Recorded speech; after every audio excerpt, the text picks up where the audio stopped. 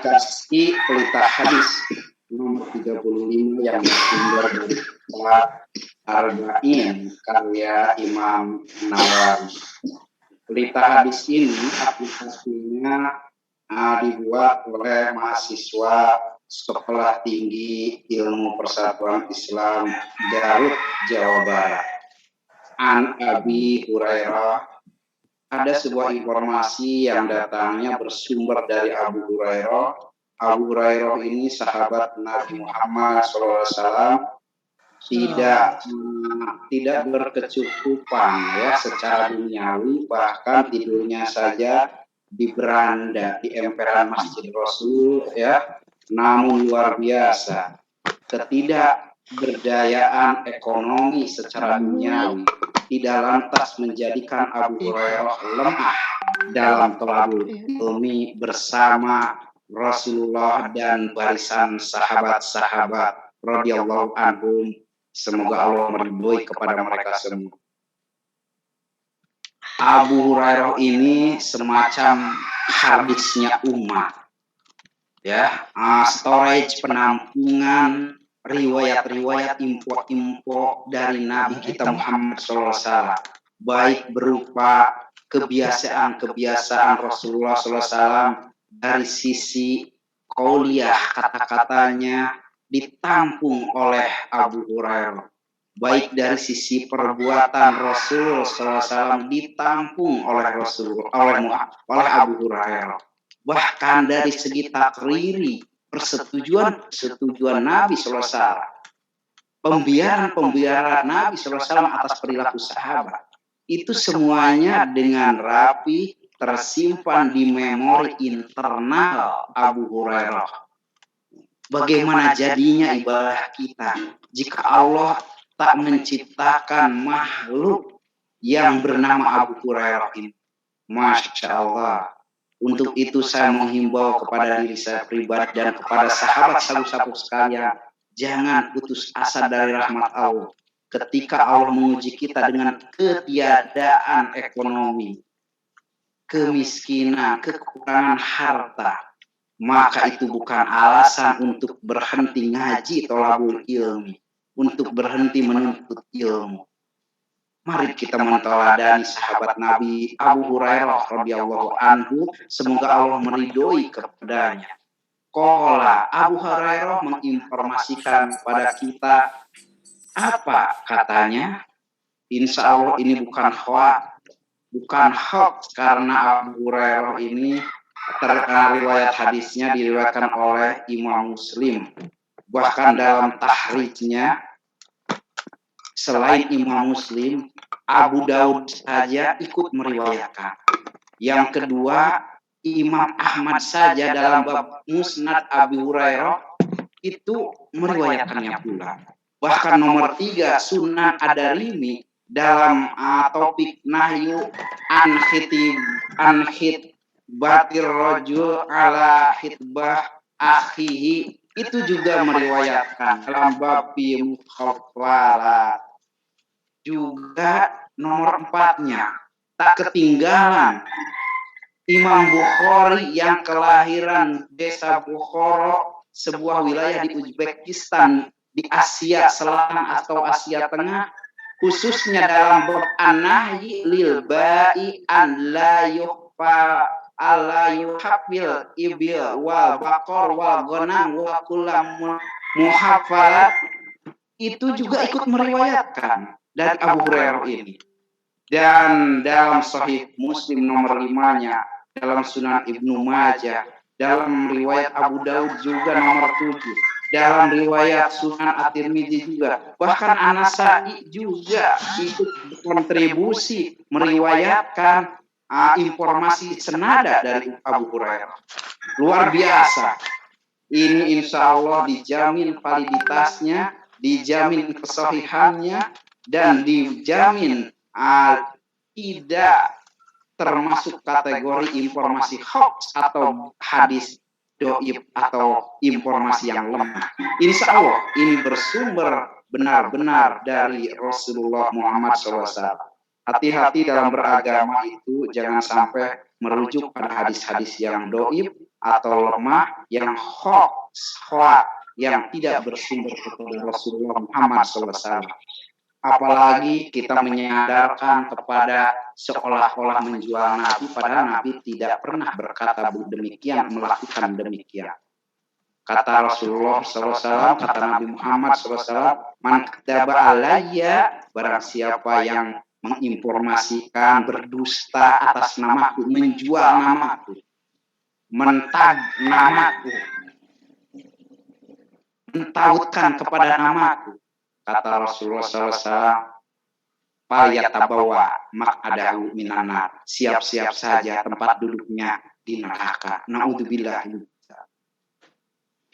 Makanya kepada orang tua, para pendidik, dan sahabat-sahabatku sekalian, tolonglah didik anak-anak kita, turunan kita, dengan sumber ilmu yang jelas, yang sahih. Jangan coba-coba membodohi anak turunan kita dengan informasi-informasi yang seolah dari Rasul. Padahal Rasulullah tidak demikian. Hati-hatilah. Untuk itu perlu kiranya lebih scientific approach. Pendekatannya lebih saintifik, ciri-ciri saintifik itu harus disertai validitas riwayat kesohihan hadis. Jangan sampai kita sebagai orang tua dan pendidik malah sesat dan menyesatkan. Naudzubillah min dzalik. Untuk itu penting sekali mulai sekarang untuk semakin rajin merapahan diri di barisan para pecinta ilmu di majelis ilmu sagu-sakup, karena majelis ilmu sagu-sakup itu senantiasa mengkaji hadis berdasarkan hadis-hadis yang sahih, insyaallah.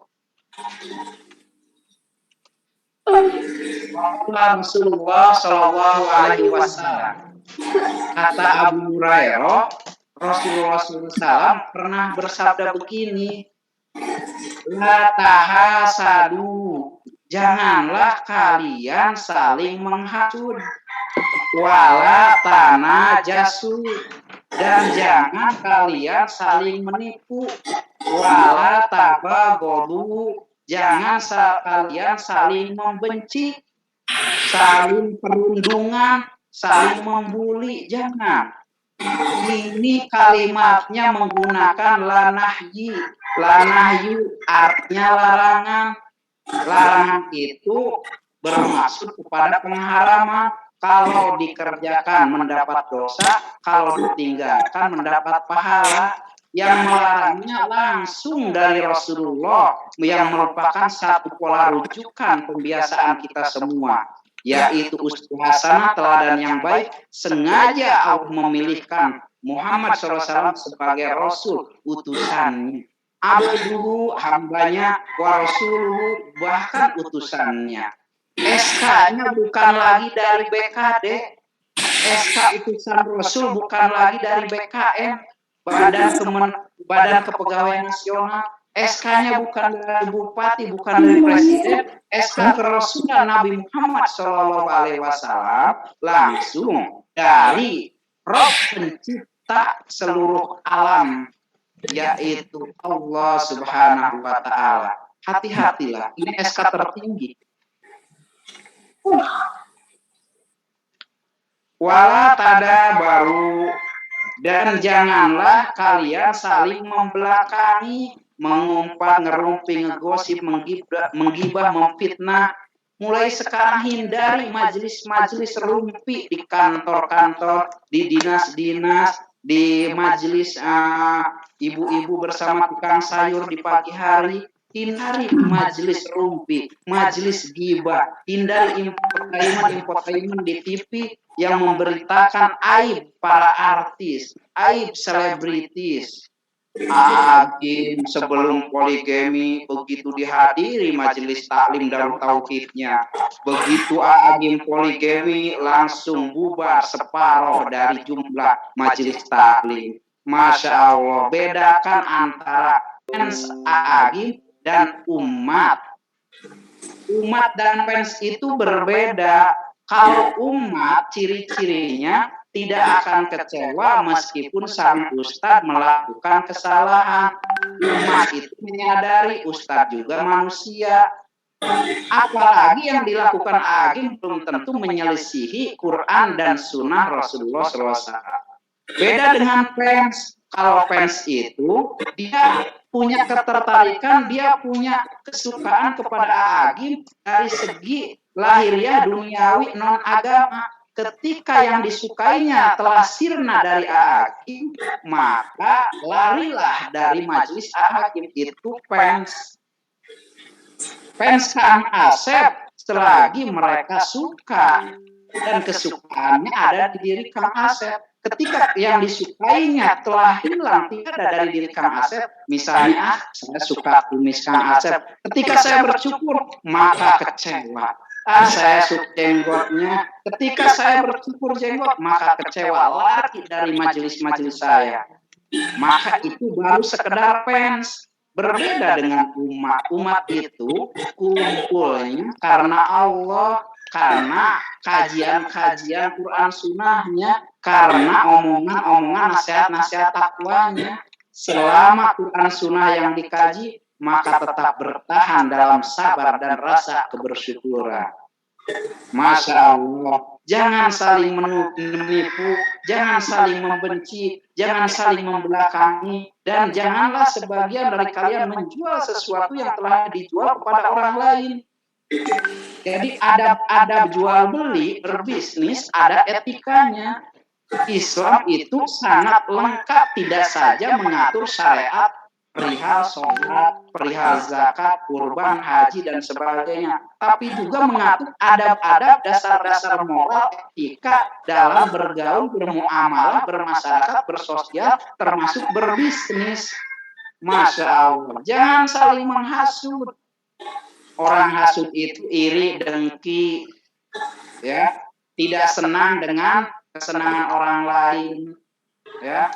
Sengsara ketika yang lain senang, senang gembira ketika yang lain sengsara. Itu ciri hasud. Tidak perlu dilawan orang hasud itu, cukup kita mohon perlindungan kepada Allah. A'udzu birabbil falaq min syarri hasidin idza hasad. Ya Allah, lindungilah aku dari orang-orang hasud idza hasad, ketika mereka melakukan aksi hasudnya. Tidak perlu dilawan. Saling menipu nggak boleh. Apa adanya bergaul itu seperti anak TK, ya, ketika kecewa nangis saat itu juga, tapi sehat lagi saat itu juga, memaafkan saat itu juga, bermain lagi dengan temannya yang tadi nangisin itu, saat itu juga biasa, tidak ada dendam di anak-anak TK itu. Makanya anak-anak TK itu ceria, nyanyi-nyanyi, ya, ceria dan sehat-sehat. Itu anak TK. Kenapa makin ke universitas, makin jadi profesor dokter, makin jadi anggota dewan legislatif, makin jadi golongan 4A 4P naik terus, malah makin menjadi penyakit hatinya. Na'udzubillahi min dzalik. Jangan saling hasud, iri dengki, jangan saling menipu, jangan saling benci. Mari berkasih sayang, ya. Sahabat-sahabat Sapok harus menjadi pengawal adab moralitas, mengawal literasi, mendasari literasi dengan dasar-dasar adab yang diajarkan Rasulullah, yang dibiasakan Nabi Muhammad SAW. Hadirin partisipan Sagu Sapok rahimakumullah yang dirahmati Allah, yang disayangi Allah. Hamba Allah yang bersaudara, ya. Kita ini dimuakhirkan, dipersaudarakan oleh Allah dan Rasulullah. Coba saja secara kufidah kita belum pernah ketemu tuh siapa itu Bu Pipi, siapa itu Juhairiyah, dosen dari Cengkareng Jakarta Barat, siapa Bunda Emi itu, siapa Ibu Imas itu. Kita belum pernah ketemu secara lahir, tapi Masya Allah, Subhanallah, ternyata kita bertemu di dunia maya. Pertanyaannya, siapa yang mempertemukan kita di dunia maya? Begitu banyak manusia. Kenapa Allah memilih mempertemukan kita dengan Madam Edi, dengan Pak Dr. Nasaid, dengan Pak Salim, dengan siapapun, Bu Nurlela dan lain sebagainya? Ada apa? Ini pasti ada kesengajaan dari Allah. Tidak ada takdir yang iseng-iseng. Allah itu kerjanya serius, tidak ada yang iseng. Allah mencipta langit dan bumi itu penciptaannya, motifnya itu serius. Semua takdir Allah itu diseriusi oleh Allah. Tidak ada takdir Allah yang iseng, yang sia-sia. Maka tugas kita menggali hikmah di balik takdir Allah. Jalani dengan ikhlas dan nikmati dengan kebersyukuran, lalu tetapi dengan kesabaran. Jadilah hamba Allah yang bersaudara. Sebab orang muslim adalah saudara bagi muslim yang lainnya. Sesama saudara itu harus saling menguatkan. Menguatkan dengan menegarkan dengan senyuman. Tidak boleh mencaci maki, tidak boleh di grup-grup medsos itu, media sosial, di WhatsApp, di Telegram, di Instagram, di YouTube dan lain sebagainya, di Facebook dan lain sebagainya, di Zoom, di Webex.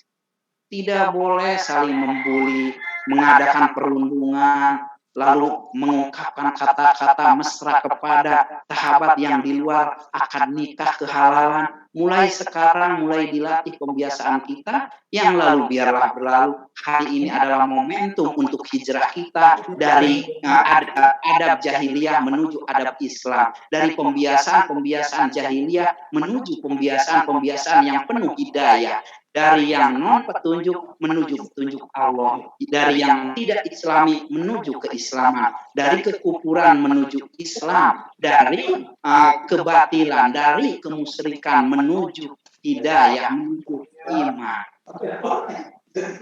dari kefujuran, dari kemaksiatan menuju ihsan, berakhlak baik, karimah, mulia, sebagaimana akhlak yang dibiasakan Rasulullah. Mulailah kita gunakan perangkat indrawi yang Allah berikan berupa mulut untuk berkata yang baik-baik saja. Kalau tidak sanggup berkata baik, menahan dirilah untuk diam, karena diam juga berpahala.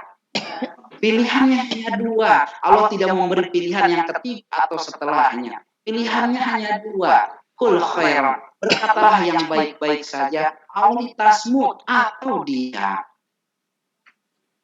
Hadirin partisipan Sabuk yang dirahmati Allah, pagi ini sungguh penuh rahmat Allah. Allah memilihkan kita terjaga di pagi hari, di saat yang lain lebih memilih mengumbar hawa nafsu, yaitu nafsu tidur, nafsu ngantuk, dan sebagainya.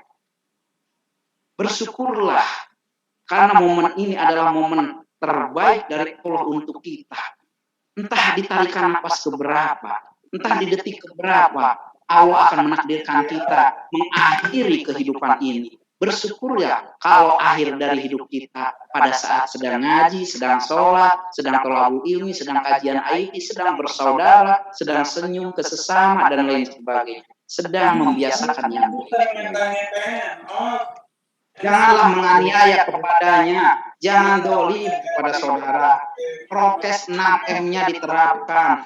Jangan abai dari memakai masker, karena dengan tidak memakai masker, droplet cairan dari batu kita, bersin kita, dan saat kita ngobrol itu akan muncrat ke teman kita, ke saudara kita, dan itu berarti telah berbuat aniaya kepada yang lain. Islam itu mengajarkan keselamatan untuk diri selamat, untuk saudara selamat. Janganlah menganiaya kepadanya, jangan menelantarkannya. Kalau ada yang kesusahan di bidang IT, segera dijemput, segera direspon, segera dijapri, segera dikomunikasikan, dicarikan problem solvingnya itu seperti apa. Jangan membiarkan burung asuka bumi hidup terpelantar karena baru punya email, belum punya blog. Bimbinglah supaya dari email meningkat levelnya menjadi punya blog. Dari punya blog meningkat levelnya menjadi bisa berkirim tulisan di blog. Masya Allah, subhanallah, tadi malam 1:30, kisaran jam 2, jam 3, setelah nengok ke blog sabu-sabu, ada tulisan burung ada fotonya, ada warna-warninya. Masya Allah, burung ternyata telah berhasil hijrah dalam 3 hari terakhir. Hanya 3 hari terakhir, dari gaptek menuju melek IT, dari buta literasi menuju kaya karya yang manfaat. Masya Allah, semoga burung bisa menularkan ke sahabat yang lain. Jangan membohonginya, jangan merendahkan atau menghinakan, jangan mendiskreditkan saudara kita, sahabat kita. Jangan membohonginya. Segera bertobat. Ketika sudah ada janji untuk membantu, segera tunaikan janjinya. Saya tidak perlu menyebut ada seorang nenek dari Bekasi punya janji membantu tulisan, punya janji membantu tulisan Kang Asep selama masa-masa isoman. Semoga kita doakan, semoga tertunaikan pekan ini janjinya. Amin ya Rabbal alamin. Tidak perlu dicaci maki, tidak perlu dibully, doakan saja. Semoga Allah memberi kekuatan kepada sang nenek itu untuk segera menunaikan janjinya, agar si nenek itu terhindar dari kebohongan. Amin ya Rabbal. Amin. Rahasiakanlah, karena kita saudara ini kan internal ya, kalangan sendiri. Rahasiakan bahwa nenek itu namanya Madam Moftariza. Dan janganlah merendahkan atau menghinanya. Ya. Kenapa kamu? Jangan direndahkan. Ya. Jangan dihinakan. Ya. Ada ketua umum Sagu Sapo, tidak perlu dihina. Aduh, Kang Asep, kok makar ketua umum Sagu Sapo nggak pernah nongol ya di majelis Zoom meeting? Kok aktifnya di luaran ya? Kok statusnya ala ya? Tidak malah mengiklankan kebajikan Sagu Sapo? Nggak perlu dihina, nggak perlu direndahkan. Cobalah dibimbing, cobalah diberdayakan, cobalah diajak ngobrol, cobalah dijapri. Barangkali dia lupa, ingatkanlah. Barangkali dia tidur, bangunkanlah. Ya ayuhal mudathir, wahai orang-orang yang berselimut, yang berkumur. Bangunlah. Bangunlah. Bangunlah. Pakai kop dan mim. Bangunlah. Disadarkan. Sesungguhnya takwa itu adanya di sini, kata Rasulullah SAW sambil beliau memberi isyarat dengan menunjuk dada beliau sampai 3 kali. Jadi Allah itu lebih melihat hati yang di dalam dada. Jadi jangan membesar-besarkan casing. Ada salah satu manusia yang masih belum terbiasa membuka video saat Zoom meeting. Sudahlah, itu kan hanya casing. Jangan dipersoalkan terlalu dibesar-besarkan. Allah itu lebih melihat hatinya, bukan casingnya. Mau buruk, mau jelek, mau ganteng, mau tidak ganteng, mau cantik, mau biasa saja. Innallaha yanzuru ila qulubikum. Allah melihat hatinya, wala ila suwarikum, tidak melihat casingnya, luarannya. Jadi biasa saja, kita fokusnya kepada esensi dan substansi, jangan terjebak kepada hiasan luarannya. Rasulullah SAW memberi isyarat dengan menunjuk dada, di dalam dada ada hati, sampai 3 kali, bayangkan sampai 3 kali, agar kita tidak tertipu dengan tampilan luar. Cukuplah seorang muslim dikatakan buruk jika ia menghina saudara yang muslim. Astagfirullahaladzim, na'udzubillah min dzalik. Ya Allah, ampuni kami dari masa lalu kami yang tidak sempurna. Ternyata kita ini mudah ya melakukan dosa. Berkata buruk kepada seseorang, sesama sahabat muslim, itu sudah cukup, kata Nabi. Ya, cukuplah seorang muslim dikatakan buruk, itu sudah cukup kita menyandang label predikat buruk. Jika menghina saudaranya, jika masih membuli, jika masih melakukan perundungan kepada sahabat, cukuplah itu saja sudah cukup buruk akhlaknya. Sesungguhnya setiap orang muslim atas muslim lainnya haram darahnya, hartanya dan kehormatannya. Tolonglah dibela, karena darahnya seorang muslim itu adalah wajib dibela. Meskipun berjauhan di Palestina, kita bantulah meringankannya. Jangan berpikir hanya 25.000 lalu ikut lelang impak dan sodako Sagu Sapo, cuma 25.000 nyampe ke Palestina. Insya Allah nyampe. Insya Allah itu akan jadi amal jariah. Insya Allah itu tercatat sebagai amal impak sodako di hadapan Allah. Kelak di yaumil akhir akan melindungi kita dari api nerakanya Allah. Walau walaupun cuma sebiji kurma, apalagi kurmanya 3 kontainer, 1 biji aja bisa menyelamatkan dari jilatan api neraka. Masya Allah. Harusnya ketika ada program Sagu Sapo, lelang amal impak sodako, harusnya pasti berlomba akhirat dalam kebaikan. Bukan berlombanya kuliner, jajan, kemudian pamer dan sebagainya. Berlombalah dalam majelis impak sodako Sagu Sapo. Hadisnya riwayat Muslim. Muslim itu muridnya Imam Bukhari, iya betul. Kelahiran Naisaburi ya. Tolong nanti googling, searching ya. Lahir tahun berapa Hijriah, tahun berapa Masehi.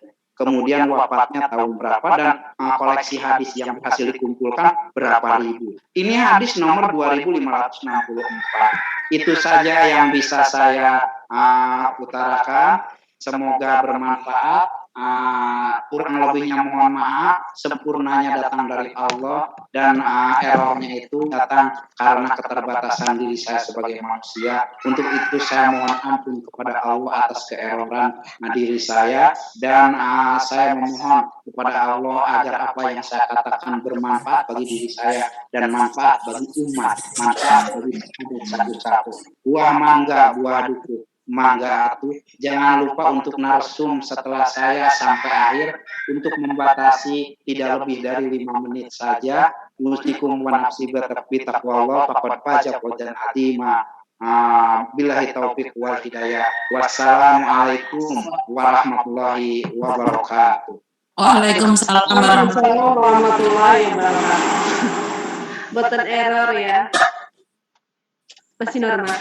Baiklah Bapak Ibu yang saya hormati, karena waktu langsung saja ke penjelasan tafsir dari surat Al-Adiyat kepada Bunda Penti yang dari Garut. Disilakan. Ya, sebentar. Ya, terima kasih Bunda Imas.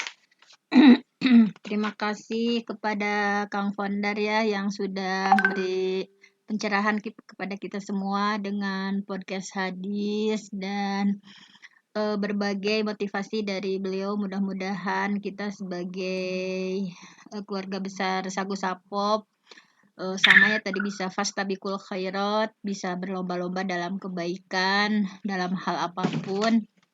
Selanjutnya di sini saya akan melanjutkan dari tafsir kemarin di tafsir ayat 8 wa innahu dan sesungguhnya dia itu manusia ya, lihubbil khairi, kecintaannya kepada khair di sini, kebaikan di sini maksudnya harta ya. Jadi wa innahu dan sesungguhnya dia manusia lihubbil khair, kecintaannya kepada harta lasyadid, berlebihan.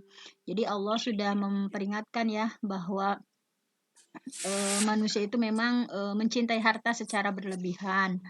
Nah, di sini dibahas dalam tafsir kenapa sih harta itu istilahnya dalam ayat ini dengan khair, dengan kebaikan. Karena ini anggapan manusia ya, bahwa kita sebagai manusia kadang menganggap bahwa harta itu adalah kebaikan, padahal pada hakikatnya tidak selalu seperti itu. Bahkan bisa jadi harta itu menjadi keburukan kalau tidak digunakan untuk hal-hal yang bermanfaat. Di sini Ibnu Zaid menyebutkan bahwa fasammahullah khairan. Allah menamakan harta itu khairan, kebaikan, li'annan nas, karena manusia yusammunahu, menamakan harta itu khairan, kebaikan, fid dunya, di dunia, wa asa ayyakuna khabitha, padahal bisa jadi harta tersebut adalah keburukan. Nah, jadi terkadang manusia itu kan menjadikan barometer ya, mulia dan hinanya seseorang itu dari harta. Misalnya kayak sama orang-orang yang kaya dihormat, disanjung, dipuja-puja misalkan. Padahal bisa jadi orang yang kaya tersebut di sisi Allah dia hina karena menggunakan hartanya pada hal-hal yang haram. Nah, intinya Allah mengingatkan pada ayat ini supaya manusia itu jangan terlalu mengejar harta. Kan banyak orang yang mengorbankan apapun demi segepok uang ya, rela memperebutkan harta waris, misalkan sampai bercerai-berai sebuah keluarga, misalkan mampu memutuskan silaturahmi demi uang, bisa ada yang murtad ya, menjual agamanya demi uang, dan Nabi sudah memberikan peringatan. Ta'isa abdud dinar, katanya. Ta'isa, celaka, abdud dinar, orang yang menghamba pada dinar, wa abdad dirham, dan yang menghamba pada dirham, wa abdul khosimah, dan yang menghamba pada kain yang mahal. Nah, intinya kita harus berlindung kepada Allah dari terlalu mencintai dunia. Dalam hadis At-Tirmizinya ada doanya ya, misalkan wala taj'alid dunya akbaro hammina. Ya Allah, janganlah engkau jadikan dunia ini sebagai puncak cita-cita kami. Nah, seperti itu. Intinya di ayat itu jangan kalau ada pepatah ya, peganglah harta itu di tanganmu, tetapi jangan masukkan ke dalam hatimu. Nah, kemudian ayat 9-nya, afala ya'lamu, kata Allah, apakah dia, manusia itu nggak tahu, idza bu'fira, apabila dikeluarkan ma fil kubur, apa yang ada di dalam kubur. Nah, jadi Allah mengancam ya kepada manusia, apakah dia tidak tahu bahwa berbagai perkara Allah akan membongkar. Husila ma fil kubur itu Allah akan membongkar ya. Pada hari kiamat Allah akan membongkar seseorang tadi ya yang terlalu cinta kepada harta sehingga bakhil atau pelit, akan membongkar segala kemaksiatannya. Jadi nanti ada seperti video ya, video dari awal sampai akhir kehidupan manusia, hal-hal kecil apapun manusia akan menonton dalam video tersebut, dan manusia akan dipermalukan gitu ya dengan kemaksiatan yang dia lakukan. Sehingga ayat 10-nya wahusila ma fis sudur, wahusila, dan dikeluarkan ma fis sudur, apa-apa yang ada di dalam dada. Nah, jadi nanti di yaumil akhir apapun yang tersimpan di dalam manusia Allah akan bongkar tanpa kecuali. Misalnya tadi ya yang terkait dengan harta di atas, bahwa sehingga kita sebagai orang beriman harus berhati-hati dari sifat yang bakhil tadi, terlalu cinta harta sehingga menjadi bakhil, sehingga menjadi pelit. Nah, di sini manusia ya, insya Allah kita berlindung kepada Allah juga, ada doanya ya, Allahumma inni a'udzubika minal bukhli, ya Allah aku berlindung kepadamu dari sifat kikir, karena memang manusia memang sudah seperti itu, sifat dasarnya memang kikir, manu'a wa khuliqal insan manu'a, dia itu memang sudah sifat dasarnya kikir, makanya kita harus berlindung kepada Allah. Allahumma inni a'udzubika minal bukhli, ya Allah aku berlindung kepadamu dari sifat bakhil atau sifat pelit. Nah, inna rabbahum ayat 11, inna sesungguhnya rabbahum Tuhan mereka bihim terhadap mereka yauma idzin pada hari itulah khabir, akan mengetahui. Nah, jadi khabir itu berbeda dengan alim. Alim maha mengetahui, kalau khabir sama maha mengetahui tapi lebih detail. Jadi mengetahui secara detail perkara-perkara kecil apapun, Allah maha mengetahui. Misalkan contohnya sebelum di akhir ya, intu bedus sodakoh, jika kamu menampakkan sedekah, fa ni'imah hiya, maka itu baik. Wa in tukhfuhu, tapi jika kamu menyembunyikan, wa tu'tuhul lil fuqara, dan kamu memberikannya kepada orang fakir, fa huwa khairun lakum, maka itu lebih baik. Wa yukafir ankum min sayyiatikum, dan Allah akan menghapus segala kesalahanmu. Wallahu bima ta'maluna khabir, dan Allah maha teliti gitu. Apa yang kalian lakukan itu sekecil apapun Allah tahu gitu. Nah, jadi alhamdulillah sudah selesai ya surat Al-Adiyat. Wassalamualaikum warahmatullahi wabarakatuh. Waalaikumsalam warahmatullahi wabarakatuh. Selanjutnya adalah yang sesingkat-singkatnya kepada Pak Salim untuk mempelajari jilid 2. Madam Hedi, are you ready? Pak Salim, dipersilahkan. Ya, terima kasih Tekson, jelas. Halo.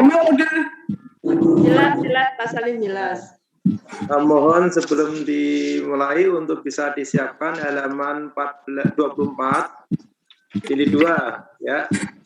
Metode Iqra halaman 24. Assalamualaikum warahmatullahi wabarakatuh. Waalaikumsalam warahmatullahi wabarakatuh. Bismillahirrahmanirrahim. Alhamdulillahi wa kafa, wassalatu wassalamu ala nabiyil mustafa wa ala alihi wa ashabihi anis sidqi wal wafa. Asyhadu an la ilaha illallah wahdahu la syarikalah wa asyhadu anna Muhammadan abduhu wa rasuluhu la nabiyya ba'dah. La haula wala quwwata illa billahil aliyil azim. Raditu billahi rabba wa bil islami dina wa bi Muhammadin nabiyya wa rasula. Rabbi zidni ilma warzuqni fahma. Amin. Sahabat saku sapop yang